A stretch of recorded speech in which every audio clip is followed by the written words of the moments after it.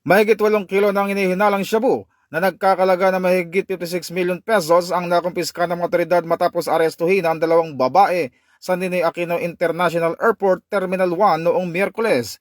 Ayon sa pulisya, kararating lamang ng mga suspect mula sa Cambodia nang sila'y harangin sa labi ng paliparan. Sa isinagawang inspeksyon, nadiskubre ang tinatayang 8.32 kilo ng shabu na itinago umano sa improvised carbon paper pouch. Naharap ngayon ang dalawang suspect sa kasong paglabag sa Comprehensive Dangerous Drug Act of 2002. Ayon sa PNP, bahagi ito ng kanilang PNP Focus Agenda na Enhanced Managing Police Operation na paigtingin ang kanilang kampanya laban sa iligal na droga. Ito ang bagong PNP para sa bagong Pilipinas, serbisyong mabilis, tapat at nararamdaman. Mula po dito sa Campo Crame, ako po si Patrolman Adrian Dayaw nagbabalita para sa Police News Network. Alagad ng batas, tagataguyod ng balitang pulis, at ito ang bagong PNP para sa bagong Pilipinas, serbisyong mabilis, tapat at nararamdaman.